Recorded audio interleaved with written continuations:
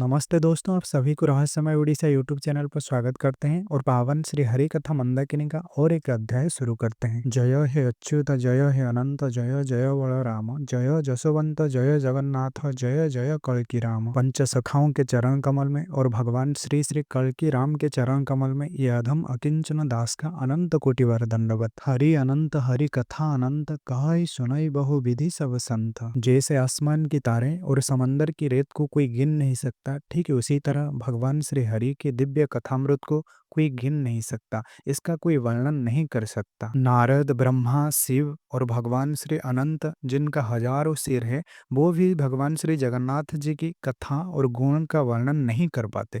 और हमारे जैसे अल्प बुद्धि और तुच्छ बुद्धि मनुष्य भगवान की लीला और गुण और कथा का क्या वर्णन कर सकते हैं। तो दोस्तों, आप लोग जानते होंगे उड़ीसा के एक महान संत जिनका नाम है संत श्री हरिदास जी, और वो भगवान श्री जगन्नाथ जी के परम भक्त हैं।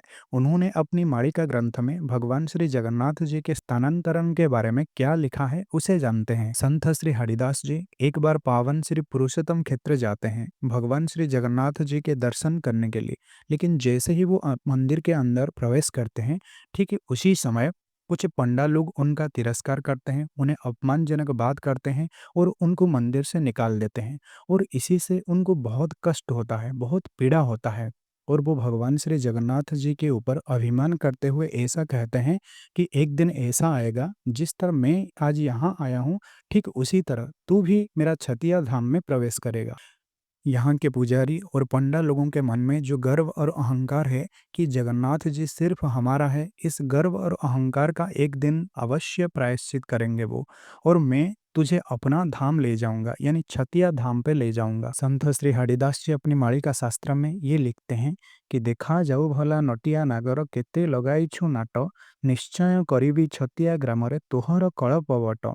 काଳ କାଳକୁ ଏ କଥା ରହିଯିବ ଦେଖିବେ संसार जन, हाड़िया कमार आंट की भाजीव श्रीहरि बोली बदन। प्रसंग में ये आता है कि श्री हरिदास जी पुरुषोत्तम क्षेत्र से कल्पवट का एक छोटा सा शाखा को लेकर चले आए थे, और आज अगर आप छतियावट जाएंगे तो पर वहां पर भी वही कल्पवट आपको देखने को मिलेगा, जो कल्पवट आज पुरी में विद्यमान है। मालिका से बार बार ये प्रमाण मिलता है कि कलयुग के अंतिम समय में महाप्रभु श्री जगन्नाथ जी पुरुषोत्तम क्षेत्र पुरी को छोड़कर छतिया धाम में प्रवेश करेंगे। इसी कथा को जगन्नाथ संस्कृति को प्रचार करने वाले लोग कुछ अलग दृष्टि में देखते हैं। उनके हिसाब से भगवान श्री जगन्नाथ जी राजा इंद्रद्युम्न को ये वचन दिया था सत्ययुग में कि मैं इसी पुरुषोत्तम क्षेत्र को छोड़कर कहीं कभी भी नहीं जाऊंगा। लेकिन अतीत में ऐसे बहुत सारे घटनाएं हो चुके हैं। जैसे आप कला पहाड़ की एग्जाम्पल लें, कला पहाड़ ने भगवान श्री जगन्नाथ को अतीत में लेकर गंगा के तट पर उनके शरीर में अग्नि संयोग किया था। तो इसी तरह देखा जाए तो भगवान श्री जगन्नाथ जी अतीत में कई बार मंदिर को छोड़कर जा चुके हैं, और बाद में किसी साधु संत के माध्यम से, किसी साधु संत के द्वारा उनका ब्रह्म का पुनर्स्थापन हुआ है। जैसे कला पहाड़ भगवान श्री जगन्नाथ जी को लेकर तो चला गया था और गंगा के किनारे पर उनके शरीर में अग्नि संयोग किया था, लेकिन उड़ीसा के एक परम भक्त, भगवान श्री जगन्नाथ जी के एक परम भक्त जिनका नाम था बिसर महांती, उन्होंने भगवान श्री जगन्नाथ जी के शरीर से ब्रह्म को लेकर चले आए थे, क्योंकि ब्रह्म को तो कोई जला नहीं सकता। और फिर राजा रामचंद्र देव जब उड़ीसा के गजपति बने तो उन्होंने फिर भगवान श्री जगन्नाथ जी के अंदर वही ब्रह्म का पुनर्स्थापना किया। अतीत में और भी एक घटना हुआ था जिसके बारे में शायद आप लोग जानते होंगे कि जब अतीत में यवन लोगों ने जगन्नाथ मंदिर पर आक्रमण किया, तो फिर जगन्नाथ जी के पंडा और पुजारी लोगों ने उनको सोनपुर ले गए, और वहां सोनपुर में भगवान श्री जगन्नाथ जी को पाताड़ी किया गया, और पाताड़ी करके उनको कई सालों तक वहां पर रखा गया।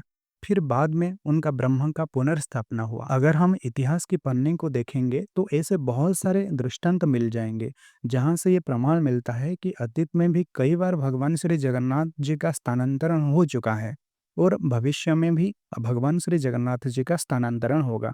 जैसे कि महापुरुष श्री श्री हरिदास जी ये कहते हैं कि उनका छतिया ग्राम में एक बार प्रवेश अवश्य होगा, क्योंकि भगवान श्री जगन्नाथ जी भी हरिदास जी को वचन दिए थे। तो दोस्तों, आज की कथा वस्तु को हम यहीं पर समाप्त करते हैं, और इससे पहले आप लोगों से कुछ कहना चाहते हैं। एक विशेष अनुरोध है कि आप सभी लोग भगवान की दिव्य कथा और लीला का श्रवण करें, हर रोज भागवत पठन करें, भगवान का नाम को अपने हृदय में हमेशा लेते रहिए और आपका जो दिनचर्या है, जो भी कुछ भी कार्य करता है, उस कार्य को करते रहिए। तो अंत में यही कहना चाहते हैं कि अपना कर्म करो और भगवान का नाम लेते रहो। इसके सिवा और दूसरी कुछ भी चीज़ को मत सोचना। तो आप सभी को जय जगन्नाथ, जय पंचसखा, जय उड़ीसा, जय भारत।